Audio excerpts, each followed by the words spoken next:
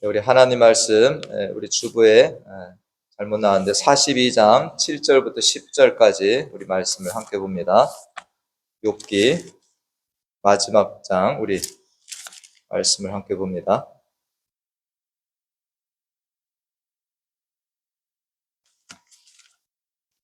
우리 앞에 말씀을 보고 함께 읽도록 하겠습니다. 욥기 42장 7절부터 10절까지 말씀 함께 읽습니다. 여호와께서 욥에게 이 말씀을 하신 후에 여호와께서 대만 사람 엘리바스에게 이르시되 내가 너와 내 두 친구에게 노하나니 이는 너희가 나를 가리켜 말한 것이 내 종 욥의 말같이 옳지 못함이니라. 그런즉 너희는 수소 7과 순양 7을 가지고 내 종 욥에게 가서 너희를 위하여 번제를 드리라. 내 종 욥이 너희를 위하여 기도할 것인즉 내가 그를 기쁘게 받으리니 너희가 우매한 만큼 너희에게 갚지 아니하리라. 이는 너희가 나를 가리켜 말한 것이 내 종 욥의 말같이 옳지 못함이라.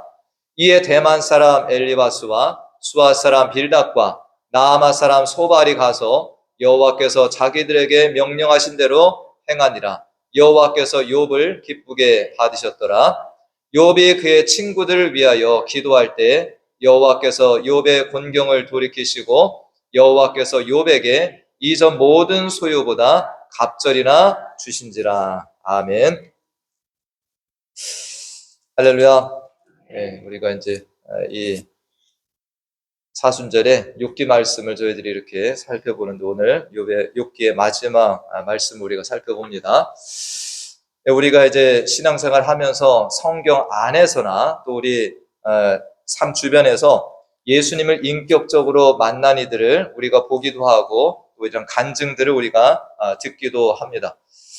참으로 우리들이 간증을 이렇게 접하면서 다른 신앙인들을 보게 되는데 어떤 사람은 한평생 남들을 괴롭히는 속된 말로 깡패 일을 하다가 그렇게 예수님을 만난 이후로 완전히 돌이킨 사람들의 우리가 이런 간증들도 들어볼 수가 있고 어떤 사람은 정말 이 땅의 삶이 너무나도 힘들고 어려워서 생을 마감하려고 하다가 예수님을 만나고 다시금 돌아선 이런 사람들의 간증도 듣게 됩니다. 어떤 사람은 이 동성애자로 살아가면서 온갖 방탕한 삶을 살다가 예수님을 만나고 그 삶을 청산하고 오히려 이런 삶을 살아가고 있는 사람들에게 복음을 전하는 또 어떤 사람 목회자가 되어서 이 복음을 전하며 살아가는 사람들의 이야기도 우리가 접하게 됩니다. 우리가 예수님을 실제로 만나면 어떻습니까? 정말 그의 삶은 변화받지 않을 수가 없는 겁니다. 예수님을 만나면 변화가 일어납니다. 우리가 성경 가운데서 예수님을 만나서 정말로 전혀 다른 사람, 전혀 다른 삶을 산 어떤 대표적인 예로 꽂을 수 있는 사람이 바로 바울이라는 한 인물이 우리가 같이 생각이 들 것입니다. 우리가 사도행전 9장 말씀에 보면 사울은 어떤 삶을 살았던 사람인가 9장 1절에 보니까 사울이 주의 제자들에 대하여 여전히 위협과 살기가 등등하여 라고 나와 있습니다. 그러니까 이 바울이라는 사람이 사람들을 어떻게든 잡아다가 정말 감옥에 집어넣고 그렇게 죽이는 이런 일에 열심을 냈던 인물이 됩니다. 2절 말씀에도 보니까 담에서 여러 회당에 가져갈 공문을 청하니 이는 만일 그 도를 따르는 사람만 예수 믿는 사람을 만나면 어떡합니까? 남녀를 막론하고 결박하여 예루살렘으로 잡아오려고 하는 정말 이 사울의 모습이 상상이 되십니까? 뭔가 열정이 엄청납니다. 열심히 너무나도 특심하여서 정말 예루살렘뿐만 아니라 저 멀리까지 가서 예수 믿는 사람들 다 잡아다가 끌고 오려고 하는 이런 모습으로 살아간 바울이 됩니다. 그런데 이 바울이 다메섹 이 근처에 가서 어떡합니까? 빛으로 나타나신 예수님을 만나게 됩니다. 이때 바울에게 놀라운 변화가 일어나는데 그는 앞을 볼 수 없게 됩니다. 이 빛을 바라보면서 그는 엎드려지고 그는 앞을 보지 못하는 상태로 사흘을 지나게 됩니다. 우리가 이 구약성경에 보면 이 요나라고 하는 선지자가 어떻습니까? 하나님 명령을 받고 니느웨로 가야 되는데 딴 길로 가다가 어떡합니까? 물고기 뱃속에 들어가서 3일 동안 그 고통 가운데 지내는 시간들처럼 이 바울도 그렇게 다메섹에 갔다가 뭐합니까? 3일 동안 눈이 먼 상태로 지내게 됩니다. 그래서 3일 동안 또 아무것도 먹지도 못합니다. 보지도 못하고 먹지도 마시지도 못하는 이 시간을 보내게 됩니다. 그러다가 하나님께서 이 다메섹의 아나니아를 찾게 하시죠. 그래서 이 아나니아를 만났을 때 우리가 이제 9장 17절의 말씀에 보니까 아나니아가 떠나 그 집에 들어가서 그에게 안수하여 이르되 형제 사울아, 즉 내가 오는 길에서 나타나셨던 예수께서 나를 보내어 너로 다시 보게 하시고 성령으로 충만하게 하신다. 그래서 하나님께서 예비하신 이 아나니아를 바울이 만나면서 그가 어떻게 됩니까? 비로소 눈을 뜨게 됩니다. 그 다음 절에도 보니까 즉시 사울의 눈에서 비늘 같은 것이 벗어져 다시 보게 된지라 세례를 받고, 그러니까 이 바울이 아나니아를 만나서 안수기도를 받고 그게 눈이 떠지고 거기에서 세례를 받고 음식도 먹고 강건하게 됩니다. 그 다음 절 말씀에 보면 음식을 먹고 강건해졌다. 사울이 다메섹에 있는 제자들과 함께 며칠을 또 머물렀다. 그러니까 이 부활의 주님을 만나고 나서 이 바울은 어떤 사람이 되었으니까 완전히 다른 사람으로 탈바꿈되게 됩니다. 예수님을 만나기 전에는 그의 삶이 진짜 같았지만 어쩌면 가짜의 삶을 살아갑니다. 그러나 이제 예수님을 만나고 나서 비로소 이 바울은 진짜 삶을 살아가게 된 것입니다. 우리에게도 이 은혜가 있기를 이 시간에 간절히 축원드립니다. 우리들도 주님을 만났을 때 이런 변화가 일어나게 됩니다. 우리가 2026년도 사순절을 맞아서 욥기를 통해서 이제 고난의 의미, 어떤 그리스도인의 어떤 고난의 유익 이런 것들을 살펴보는데 우리가 지금까지 이제 짧게 이 욥기 42장을 다 살펴볼 수는 없지만 지금 이렇게 핵심적인 데만 몇 군데 살펴봤습니다. 그런데 저는 이 욥의 일생을 간단하게 말씀을 살펴보면서 욥의 일생이 누구를 닮았습니까, 여러분들? 예수님의 일생을 닮았다라고 생각이 들지 않으시나요? 저는 욥을 볼 때마다 예수님이 자꾸 연상이 되었습니다. 요한복음 5장 39절 말씀에 보시면 주님께서 이 말씀을 친히 하셨습니다. 다 같이 읽어보겠습니다. 너희가 성경에서 영생을 얻은 줄 생각하고 성경을 연구하거니와 이 성경이 곧 내게 대하여 증언하는 것이라. 아멘. 예수님이 뭐라고 하셨습니까? 너희들이 성경 왜 보냐라는 거예요. 근데 이 성경은 나에 대해서 증언하고 있다라고 친히 말씀을 하신 것입니다. 그렇기 때문에 우리들이 구약 성경이나 신약 성경을 보더라도 누구를 만나야 됩니까? 예수님을 그 안에서 만나야 되는 겁니다. 우리가 이 말씀을 날마다 읽고 묵상하는데 우리들이 성경을 잘 본다, 성경을 잘 깨닫는다라고 하는 것은 무엇이냐면 이 말씀 속에서 예수님을 내가 만났느냐라는 것입니다. 우리가 이 말씀 속에서 나에게 유익되는 어떤 구절들을 찾는다든지 또 위안이 되는 구절을 보물찾기 하듯이 우리 찾았다. 이게 성경을 잘 보는 게 아니라는 것입니다. 우리는 성경을 어떤 부분을 보더라도 그 안에서 예수 그리스도를 만날 수 있어야 됩니다. 우리가 구약 성경에 예수님의 이름이 직접 거론되지 않았습니다. 메시아라는 것도 드문게 나옵니다. 어디서 예수님을 찾는가? 근데 우리들이 이 말씀을 성령 안에서 보게 되면 하나님이 그런 깨달음을 주시는 겁니다. 우리가 인물을 통해서도 예수님을 만날 수가 있습니다. 여러분들 구약 성경에서 가장 예수님을 이 사역적으로 잘 보여주는 게 누구냐라고 했을 때 사무엘이라는 사람을 듭니다. 사무엘 아시죠? 마지막 사사라고도 불리는.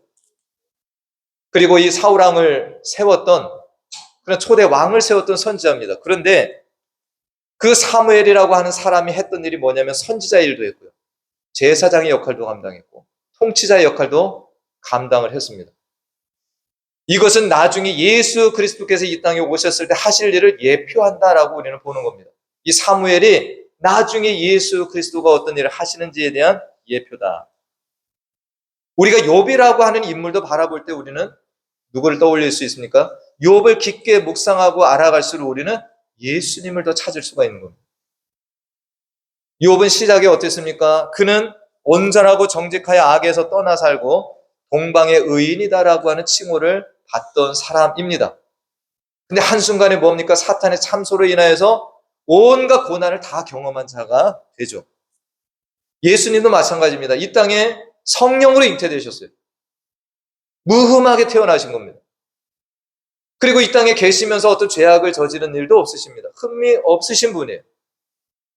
근데 예수님께서는 오히려 천국 복음 전파하시고 아픈 사람들 고쳐주시고 돕는 일을 하셨는데, 오히려 예수님은 나중에 온갖 시기와 질투, 이 비난을 받으시고 고난을 당하시는 그 길에 섰다라는 것입니다. 이것을 가장 잘 말씀하시는 것이 또 어딘가? 이사야 53장 말씀이 여기에도 우리가 이사야 53장을 통해서 예수님이 어떻게 이 땅에 오셔서 뭘 경험하실 것을 말씀하는 것을 볼 수 있는데, 이사야 53장 9절 말씀을 우리가 함께 봅니다. 그는 강포를 행하지 아니하였고 그의 입에 거짓이 없다라는 겁니다. 네. 예수님께서는 이렇게 이 땅에 오셔서 사신 겁니다. 근데 3절 말씀에 또 보니까 이런 말씀이 있습니다. 그는 멸시를 받아 사람들에게 버림받을 것이다. 간고를 많이 겪었으며 질고를 아는 자라, 이렇게 말씀합니다. 주님이 이런 것을 받을 만한 분이 아닌데 멸시도 받고 질고도 겪으실 것이다. 이어서 4절 말씀에도 보면 그는 실로 우리의 질고를 지고 우리의 슬픔을 당할 것이다. 이 우리는 누굽니까? 이 땅에 있는 모든 사람들. 우리의 질고를 지시는 것이고 우리의 슬픔을 그분이 짊어지실 거다, 이것을 말씀하고 있습니다.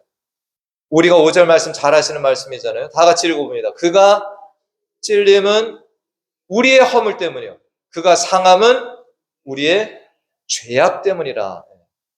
이것이 이사야 선지자가 메시아에 대한 예언을 하신 겁니다. 우리가 그렇기 때문에 구약 성경에서 예수님의 이름이 거론되어 있지 않더라도 우리는 이 예수님의 오심에 대해서 모두가 예언하고 있다는 것을 우리가 발견할 수 있습니다. 그런데 이렇게 예수님이 오셔서 메시아로 일을 하실 때 혜택을 받는 것은 결국 우리들입니다. 근데 이 사람들이 예수님에 대한 이 평가를, 판단을 어떻게 합니까? 4절 말씀입니다. 4절 말씀. 다 같이 읽어봅니다. 그는 실로 우리의 질고를 지고 우리의 슬픔을 당하였거늘 우리는 생각하기를 그는 징벌을 받아 하나님께 맞으며 고난을 당한다 하였노라. 이것이 무슨 말씀입니까? 예수님은 이러한 일을 당하기에 아무런 죄도 흠도 없으신 분입니다. 근데 이 주님께서 고난받으시고 십자가에 매달리셨을 때 많은 사람들이 그 주님을 뭐라고 얘기한다는, 저거 분명히 죄가 있어서 저렇게 고난과 수치를 당하는 것이지 라고 말을 한다라는 것입니다. 우리가 이러한 예수님의 곁에서 그 수많은 군중들이 외치는 이러한 외침 속에서 우리는 욥의 세 친구의 모습도 발견하게 됩니다. 욥의 세 친구가 어땠습니까? 고난당하는 욥을 보면서 네가 이렇게 된 것은 뭐라는 거예요? 네가 죄가 있기 때문에 그런 것이다. 그렇기 때문에 오늘날 우리들 속에도 뭐가 있습니까? 욥의 세 친구의 모습이 있다라는 거예요. 저는 욥기서를 보면서 저 자신을 포함해서 우리 모두가 이런 삶을 살고 있지 않나. 우리 모두가 욥의 세 친구같이 정말로 이런 판단하고 살아가는 일이 있지 않은가. 욥의 고난은 우리가 살펴봤듯이 그의 죄악 때문이 아니었습니다. 사탄의 삼소로 이렇게 이야기된 그런 어떤 이야기된 고난이었지만 이 친구들이 그들의 죄악 때문이다라고 하는 것처럼 예수님도 이 땅에서 고난받으시는 것을 사람들은 이렇게 말을 하고 있습니다. 예수님의 고난당하신 이유를 이사야 53장 5절 말씀은 분명하게 말씀합니다. 그가 왜 찔렸냐? 왜 고난을 당하시냐? 우리의 허물 때문이다. 그가 상한 이유가 뭐냐? 우리의 죄악 때문이다 라고 말씀합니다. 우리가 빌립보서 2장 6절 말씀을 보면 주님께서는 어떤 분이 되십니까? 그는 근본 하나님의 본체다라는 거예요. 이 땅에 인간의 몸을 입고 내려온 것 뿐이지 예수님은 원래 하나님이시라는 거예요. 할렐루야. 하나님이세요. 이런 일을 당할 이유도 없는 분이에요. 이 땅에 내려올 이유도 없는 분이에요. 그러나 우리를 살리시기 위해서 이 모든 것들을 버리시고 이 땅에 오신 주님이 우리의 구주 되시는 예수 그리스도가 되신다라는 겁니다. 다음 말씀에 보면 오히려 자기를 비웠다라는 겁니다. 여러분들 이 자기를 비운 것이 중요합니다. 원래는 그런 분이 아니에요. 근데 모든 걸 내려놓으신 겁니다. 그리고 이 땅에 내려오셔서 종의 형체를 가졌다. 피조물의 형체를 가지신 겁니다. 그래서 사람들과 같이 되셨다. 그리고 주님은 십자가에 달려서 죽음을 당하시고 무덤까지 내려가시는 이 일을 주님께서 하신 것입니다. 우리 하나님께서 예수 그리스도를 어떻게 하십니까? 이 상태로 가만두지 않으셨어요. 그래서 우리가 빌립보서 이 9장 11절 또 이 2장 9절에서 11절 말씀에 보면 다시금 높여주시는 일을 하십니다. 우리가 그 말씀도 봅니다. 우리가 그 말씀, 사람의 모양, 다음 말씀. 이러므로 하나님이 그를 지극히 높여주셨다는 거예요. 바닥까지 떨어졌던 예수님의 그 모든 것들을 어떻게 합니까? 하나님께 다시금 올려주시는 겁니다. 그 이름을 지극히 높여 모든 이름에 뛰어난 이름을 주셨다. 그 다음 말씀에도 보니까 하늘에 있는 자들과 땅에 있는 자들과 땅 아래에 있는 자들로 모든 무릎을 예수의 이름에 꿇게 하셨다는 거예요. 그 다음 말씀에 보면 모든 입으로 예수 그리스도를 주라 시인하여 하나님 아버지께 영광을 돌리게 하셨다. 그래서 이 말씀이 중요한 겁니다. 주님이 낮아지고 낮아지셨는데 거기서 끝이 아니라 하나님께 다시금 예수 그리스도를 죽음에서 일으켜 세우시는 부활케 하시고 승천하게 하시고 하나님의 영광의 보좌 우편에 앉게 하셨다는 거예요. 오늘 본문 말씀을 우리가 이제 욥기 말씀을 봤을 때 욥은 어떻습니까? 죽음을 빼놓고는 정말 비참한 지경까지 다 내려가는 겁니다.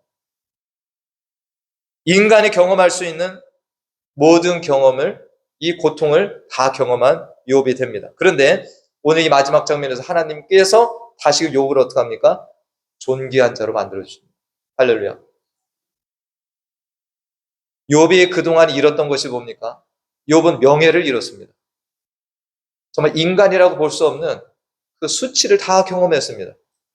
그가 또 잃은 게 뭡니까? 그의 재산을 다 잃었습니다. 그의 가정을 잃었습니다. 자녀들이 다 한꺼번에 죽었기 때문에. 그가 잃은 게 뭡니까? 친구들 다 잃었습니다. 친구들이 와서 위로한다고 했지만 오히려 자기를 비난하고 공격하고 그래서 친구까지도 다 잃은 겁니다. 뭘 잃었습니까? 자신의 건강을 다 잃었습니다. 온몸에 종기가 나서 긁고 있는 그의 모습. 근데 하나님께서 이제 이 욥을 다시금 일으켜 세우십니다. 하나님께서 두 번째 나타나셔서 욥에게 말씀을 하시는데 우리가 이제 다음 말씀에 보니까 이렇게 말씀하세요. 여호와께서 욥에게 이 말씀을 하신 후에 여호와께서 대만 사람 엘리바스에게 이르되 내가 너와 두 친구에게 노한다라는 겁니다.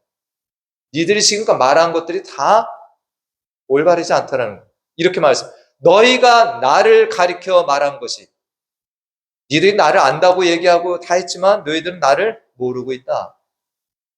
내 종 욥의 말같이 옳지 못하다라고 욥을 인정하시는 겁니다. 할렐루야. 저는 이게 엄청난 여러분들 하나님의 인정 아니에요. 이 욥을 뭐라고 하세요? 내 종이라고 말씀하세요.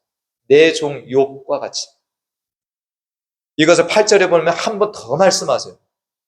8절 말씀에도 그런데 너희는 수소 7과 순양 7을 가지고 내 종 욥에게 가서 너희를 번제를 드리라. 그 끝에 가서 이는 너희가 나를 가리켜 말한 것이 내 종 욥의 말같이 옳지 못하다. 두 번을 말씀하세요. 누구를 인정하시는 거예요? 욥을 인정하시는 겁니다. 명예를 회복시켜 주시는 겁니다. 그래서 너희가 번제물을 가지고 가서 하나님 앞에 번제를 드렸을 때 내 종 욥이 너희를 위해서 기도해 주면 너희가 사함을 얻을 것이다라고 말해요.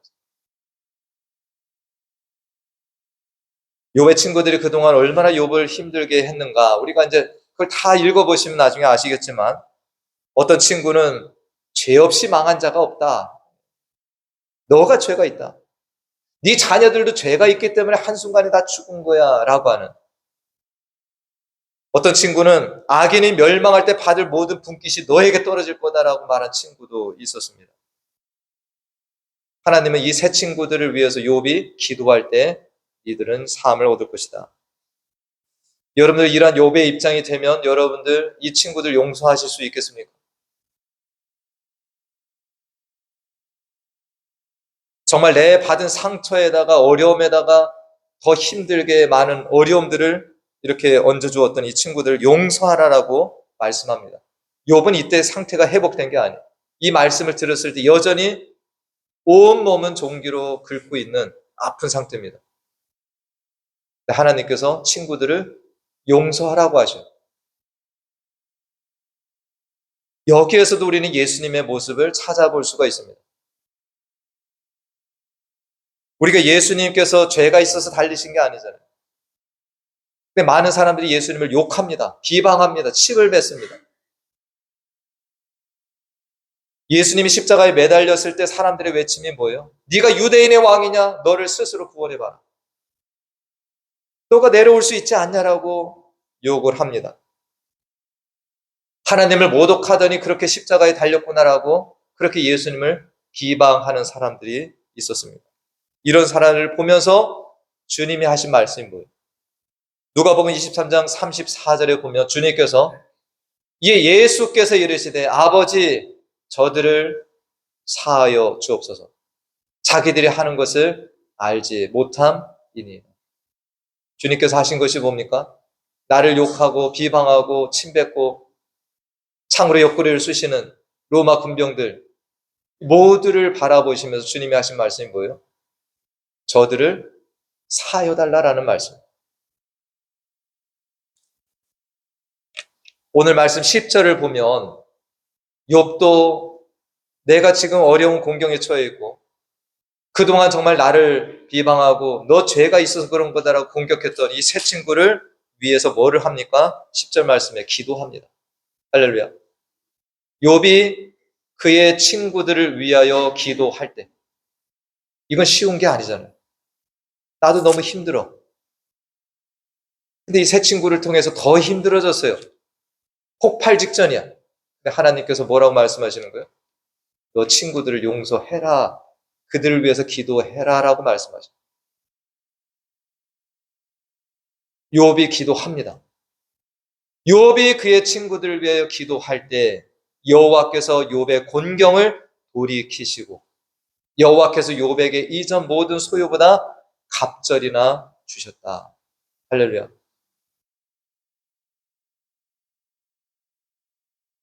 우리들도 이 사순절이 이런 시간이 됐으면 좋겠어요.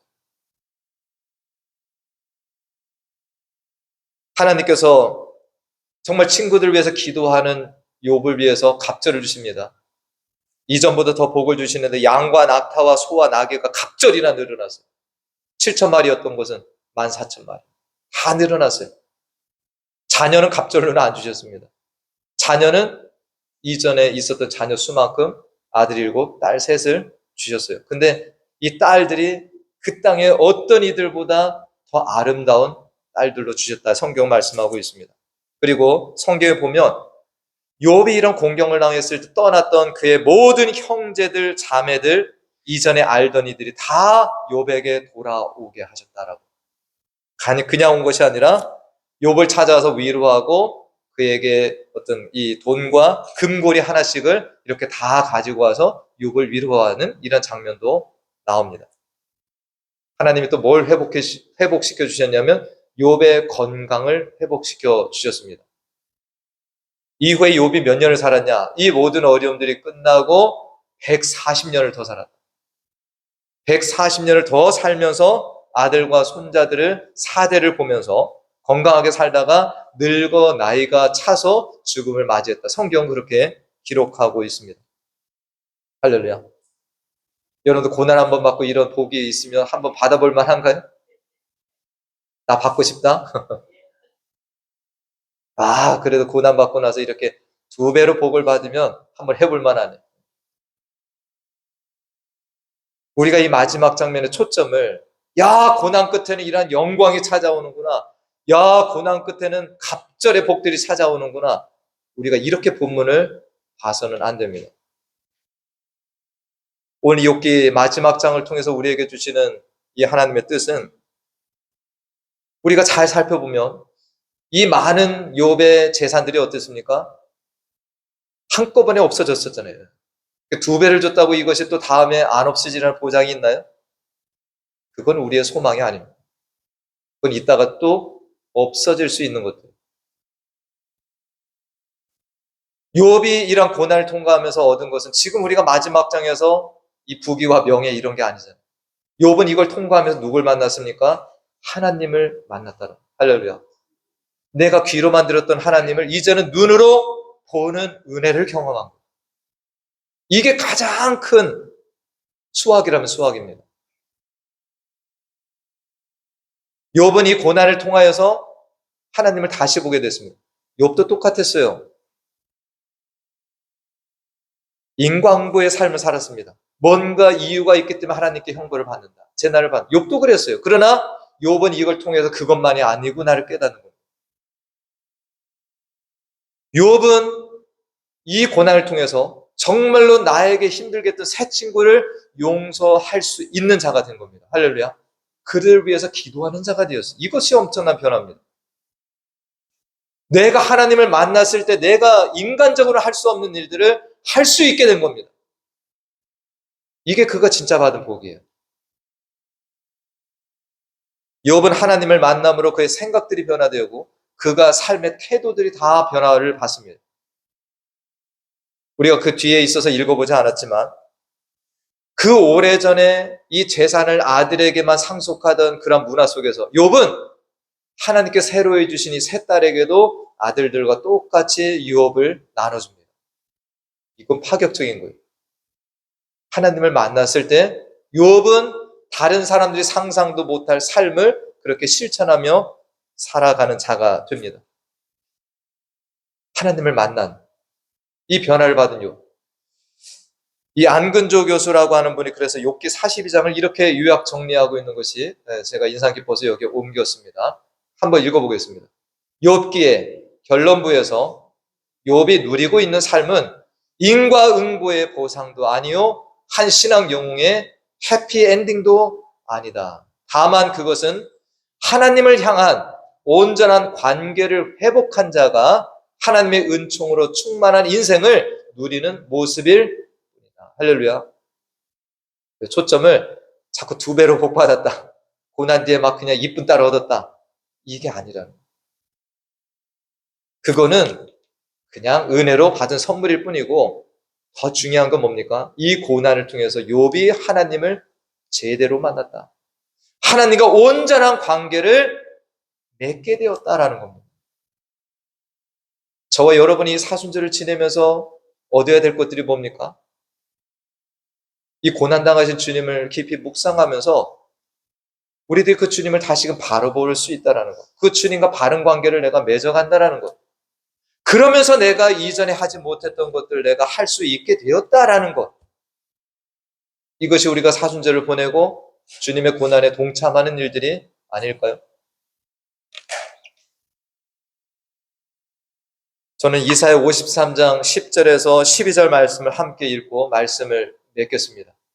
주님께서 이 고난 당하셨을 때 어떤 일을 하시는가? 함께 말씀을 읽어봅니다.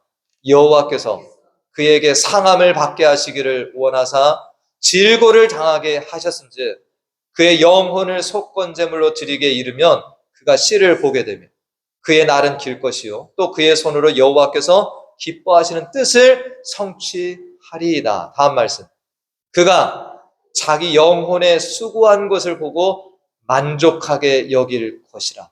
나의 의로운 종이 자기 지식으로 많은 사람을 의롭게 하며 또 그들의 죄악을 친히 담당하리라. 아멘. 이게 예수님의 십자가의 의미입니다. 고난의 의미예요. 우리의 죄악을 친히 담당하시는 겁니다. 다음 절에 보면 이는 그가 자기 영혼을 버려 사망에 이르게 하며 범죄자 중 하나로 헤아림을 받았음이니라. 그러나 그가 많은 사람의 죄를 담당하며 범죄자를 위하여 기도하였느니라. 아멘. 예수님이 범죄자 취급을 당하신 겁니다. 그런 분이 아닌데 우리의 죄를 담당했기 때문에 범죄자가 된 겁니다. 이런 범죄자를 위하여 십자가에서 기도하신 주님이 된다는 겁니다.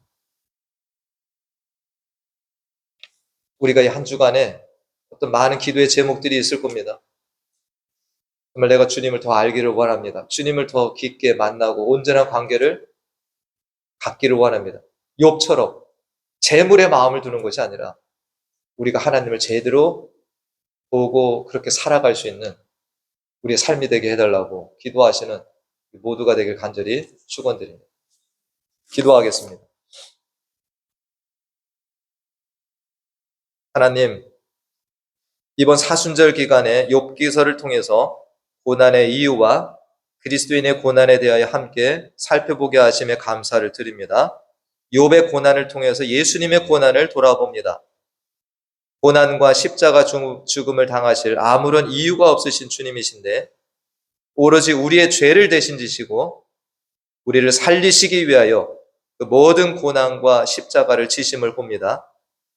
우리들이 마치 욥의 세 친구처럼 예수님의 고난과 죽으심을 오해하며 살고 있지 않은지 우리 자신을 돌아보는 시간도 되게 하여 주시옵소서. 욥은 하나님을 만나고 새 친구를 위하여 오히려 기도하며 고난 이전보다 훨씬 성숙한 하나님의 사람으로 이 땅을 살아가는 것을 봅니다. 우리들도 하나님을 만나지 못하고 이 땅의 것들을 풍족하게 누림을 사모하기보다 하나님을 만나며 하나님과 온전한 관계를 회복한 자로서 하나님의 은총을 충만하게 누리는 하나님의 사람들로 이 땅을 사는 은혜가 있게 하여 주시옵소서. 이번 주의 고난 주간을 우리가 보냅니다. 우리의 죄와 허물을 짊어지시고 대신 죽으신 주님을 깊이 묵상하며 그 주님을 닮아가는 제자들로 살아가는 복된 한 주가 되게 하여 주시옵소서. 예수님의 이름으로 기도하옵나이다. 아멘. 우리 다 같이 일어나셔서 우리 갈보리산 위에 찬양하시고 축도로 이 예배를 마칩니다.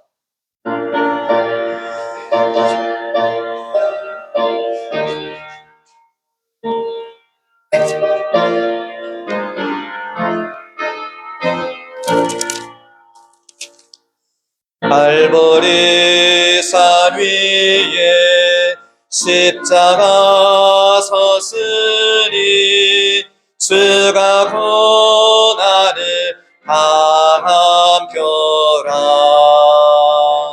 험한 십자가를 내가 사랑함은 주가 보혈을 흘림이라. 죄의 승리를 얻기까지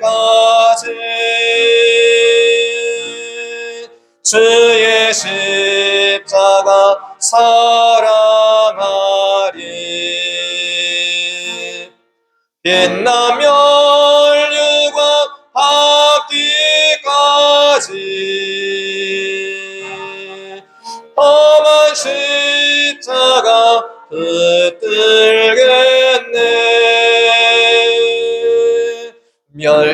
멸시천대 받은 주의 십자가에 나의 마음이 끌리도다. 귀한 어린 양이 세상 죄를 지고 험한 십자가 지셨도다. 죄의 승리를 얻기까지 주의 십자가 사랑하리. 빛나며 멸류관 받기까지 험한 십자가 붙들겠네. 험한 십자가에 주가 흘린 피를 믿는 마음으로 바라보니 나를 내 죄 사시려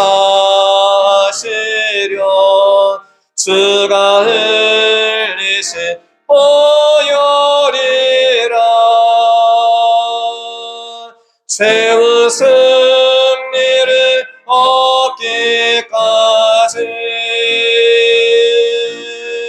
주의 십자가 사랑하리. 빛나며 멸류관